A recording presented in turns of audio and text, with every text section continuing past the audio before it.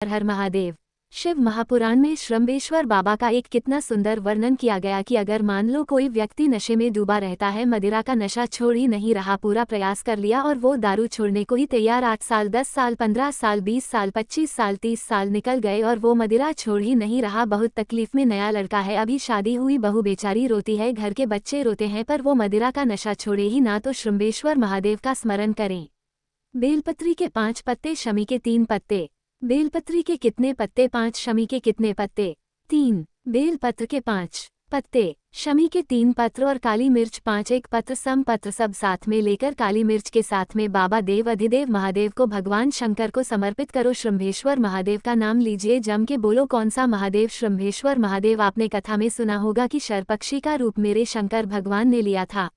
किसके लिए लिया था? नरसिंह भगवान को जो गुस्सा आ रहा था, नरसिंह भगवान जो तोड़फोड़ कर रहे थे, सारे देवताओं को डर लग रहा था, तब भगवान शंकर ने शंभ पक्षी का रूप धारण कर नरसिंह भगवान को अपने पंजे में उठाकर अलकनंदा नदी में ले जाकर डाल दिया। शिव जी ने एक नाम लिया, शंकर जी का एक नाम का उच्चारण हुआ। क्या नाम था? जम के बोलो श्रम्भेश्वर महादेव। आवाज नहीं आ रही है, जरा दम के बोलो। कौन से महादेव? महादेव बोल। श्रम्भेश्वर महादेव की जय। श्रम्भेश्वर महादेव। 5 बेलपत्र, 5 कमल, काली मिर्च, 3 शमी पत्र शंकर जी को चढ़ाकर बाबा से श्रम्भेश्वर महादेव का नाम लेकर विनय कर बाबा आपकी कृपा होगी तो जीव नशे से मुक्त जरूर होगा। शंकर आपकी कथा कहती है कि आप राम नाम की मस्ती में डूबते हो और नशे को त्यागते हो। बाबा मेरे भी घर में एक व्यक्ति, उसका नाम ये है, ये गोत्र है, वो नशे में डूबा रहता है। बाबा इसको नशे से बाहर झोली पसार कर प्रणाम करो। अपने हाथ की हथेली को, जैसे ये जल बहने वाला जो स्थान है, यहाँ ये पानी जो यहाँ से बहकर आता है, अपने सीधे हाथ की हथेली को यहाँ लगाओ। सीधे हाथ की हथेली को यहाँ लगाकर ये जो जलाधारी है, यहाँ अशोक सुंदरी का स्थान होता है, अपनी हथेली को यहाँ लगाओ। कार्तिकेय गणेश जी का जो स्थान जलाधारी पर होता है, वहां हथेली को लगाकर बाबा के शिवलिंग का स्पर्श कर जो चढ़ाई हुई सामग्री है उसको वापस उठा लो और लेकर आओ। शमी पत्र मदिरा पीने वाले व्यक्ति के कक्ष में रख दो और एक बेलपत्र और एक काली मिर्च जो मदिरा के नशे में लगा रहता है। सुबह के टाइम पर बेलपत्र, शाम के समय पर काली मिर्च, किसी भी तरह से उसको खाने में देना प्रारंभ करिए। 15 दिन बाबा का चढ़ा हुआ जल श्रम्भेश्वर महादेव के नाम से दीजिए।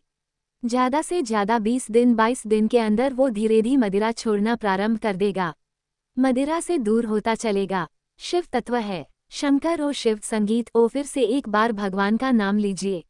कौन से महादेव? श्रम्भेश्वर महादेव। और यह नाम कोई साधारण नाम नहीं है। कितना भी घर में झगड़ा हो रहा हो, भाई भाई का झगड़ा हो, रिश्तेदारों का झगड़ा हो, कोर्ट कचहरी चल रही हो, अगर आप तकलीफ में है तो एक लोटा जल श्रम्भेश्वर महादेव के नाम से शिव जी पर चढ़ाओ।